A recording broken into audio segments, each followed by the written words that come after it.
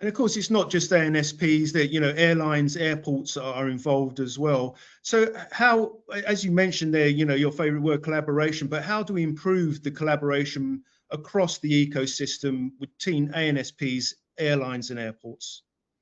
Well, as always, more can be done. Lots of good examples, but more can be done. There's no doubt that collaboration across airports, airlines, ANSPs has definitely improved over the past decade.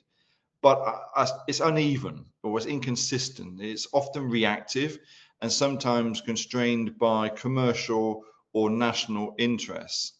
The gap isn't a lack of willingness. I really believe that. It's much more, I think, about its fragmented systems, its unaligned incentives, its decision making that often gets made in silos. And these things often improve actually during crises. When all those things are removed as if by magic and things happen. So how do we improve that outside of a crisis? We need to move from just coordination to true collaborative decision making. Now, we all heard about it. Many regions already use airport CDM, but it's not always fully integrated or consistently applied. It should be expanded into network-wide CDM, linking airports, airlines, and ANSPs all in real time. By sharing accurate turnaround, departure, and arrival data across all stakeholders, they can align decisions on delays and prioritization. In Europe, organizations like Eurocontrol have pushed this forward, but adoption and depth still varies. We also need to break down these data silos. Every stakeholder in the aviation ecosystem holds valuable operational data, but often they like to keep it proprietary.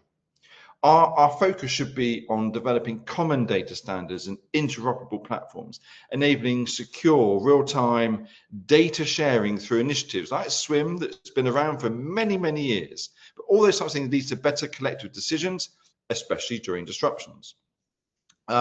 Another key priority, I think, should be aligning incentives. We are often currently constrained by the singular views. What's optimal for one party, for me or for you, isn't always optimal for another one. Airlines prioritize cost and schedule adherence. Airports prioritize throughput and gate utilization. ANSPs prioritize airspace efficiency. We all prioritize safety, of course, but they're not necessarily linked. In the absence of aligned incentives, collaboration stalls. Performance frameworks based on network-wide efficiency, not individual KPIs, are fundamentally needed. And this is a gap that Canzo is trying to address with our ACDM performance framework. The idea is quite simple, but very powerful.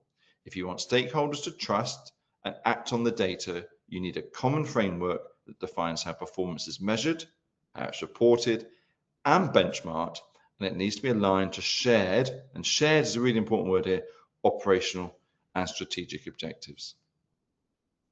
Fantastic. Now, one area, of course, where I guess there is common ground, of course, is in sustainability, where all the aviation stakeholders are committed to an aspirational goal of net zero carbon emissions by 2050.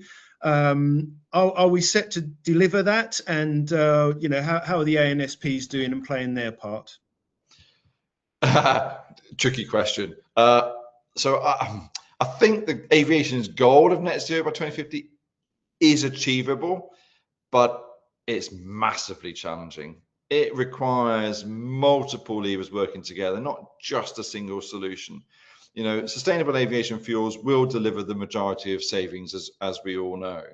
And technology like new aircraft will also contribute. We think around about a third, actually, to the goal.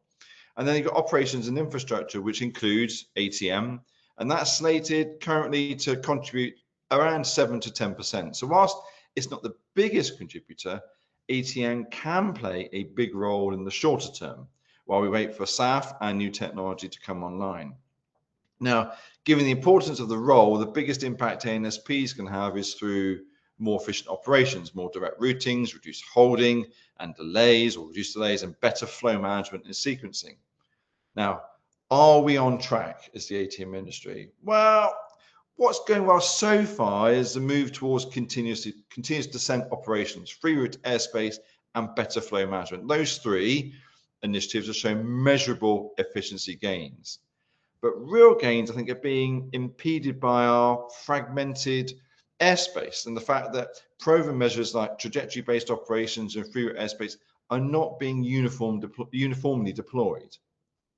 Benefits are being realized, but they're not fully realized system-wide.